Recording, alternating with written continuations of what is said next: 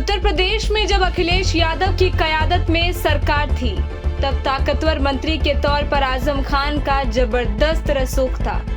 तो वहीं उनकी सरपरस्ती में उनके करीबी पूर्व सीईओ सिटी आले हसन की भी तूती बोला करती थी।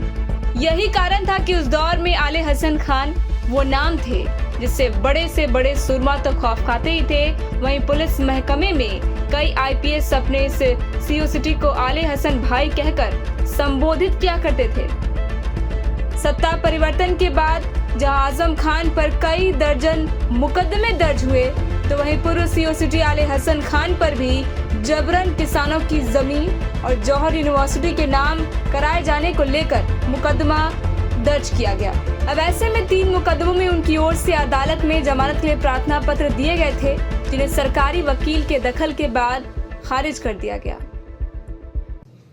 पूर्व सीईओ सिटी आले हसन खान की ओर से सत्र न्यायालय में एमपी एमएलए कोर्ट में अग्रिम जमानत प्रार्थना पत्र योजित किए गए थे, जिसमें प्रोसिक्यूशन की ओर से हमने बहस करते हुए उसका विरोध किया है।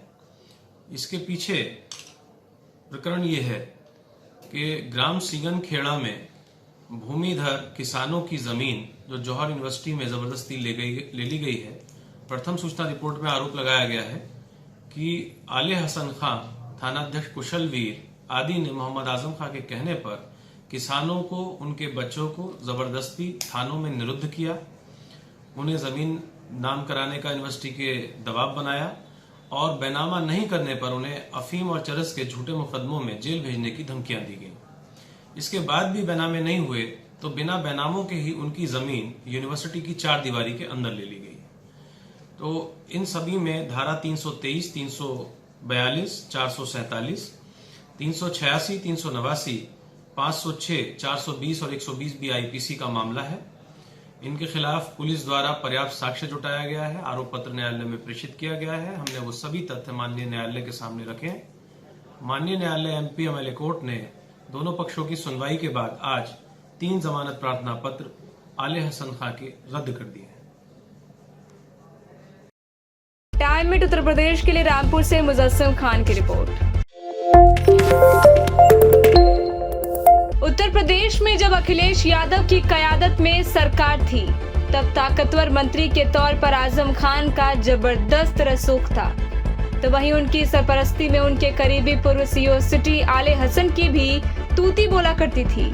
यही कारण था कि उस दौर में आले हसन खान वो नाम थे जिससे बड़े से बड़े सुरमा तो खौफ खाते ही थे। वहीं पुलिस महकमे में कई आईपीएस अपने इस सीईओ सिटी को आले हसन भाई कहकर संबोधित किया करते थे। सत्ता परिवर्तन के बाद जहां आजम खान पर कई दर्जन मुकदमे दर्ज हुए, तो वहीं पूर्व सीईओ सिटी आले हसन खान पर भी जबरन किसानों की जमीन और जौहर यूनिवर्सिटी के नाम कराए जाने को लेकर मुकदमा दर्ज किया गया। अब ऐसे में 3 मुकदमों में उनकी ओर से अदालत में जमानत के लिए प्रार्थना पत्र दिए गए थे, जिन्हें सरकारी वकील के दखल के बाद खारिज कर दिया गया। पूर्व सीईओ सिटी आले हसन खान की ओर से सत्र न्यायालय में एमपी एमएलए कोर्ट में अग्रिम जमानत प्रार्थना पत्र योजित किए गए थे, जिसमें प्रोसिक्यूशन की ओर से हमने बहस करते हुए उसका विरोध किया है। इसके पीछे प्रकरण ये है कि ग्राम सिंगन खेड़ा में भूमिधर किसानों की जमीन जो जौहर यूनिवर्सिटी में जबरदस्ती ले ली गई है। प्रथम सूचना रिपोर्ट में आरोप लगाया गया है कि आले हसन खां, थानाध्यक्ष कुशलवीर आदि ने मोहम्मद आजम खां के कहने पर किसानों को, उनके बच्चों को जबरदस्ती थानों में निरुद्ध किया, उन्हें जमीन नाम कराने का यूनिवर्सिटी के दबाव बनाया और बैनामा नहीं करने पर उन्हें अफीम और चरस के झूठे मुकदमों में जेल भेजने की धमकियां दी गई।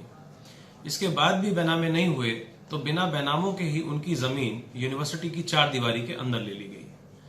तो इन सभी में धारा 323, 342, 447, 386, 389, 506, 420 और 120 भी आईपीसी का मामला है। इनके खिलाफ पुलिस द्वारा पर्याप्त साक्ष्य जुटाया गया है, आरोप पत्र न्यायालय में प्रेषित किया गया है। हमने वो सभी तथ्य माननीय न्यायालय के सामने रखे। माननीय न्यायालय एमपी एमएलए कोर्ट ने दोनों पक्षों की सुनवाई के बाद आज 3 जमानत प्रार्थना पत्र आले हसन खां के रद्द कर दिए हैं। प्राइम मिनट उत्तर प्रदेश के लिए रामपुर से मुजस्सिम खान की रिपोर्ट।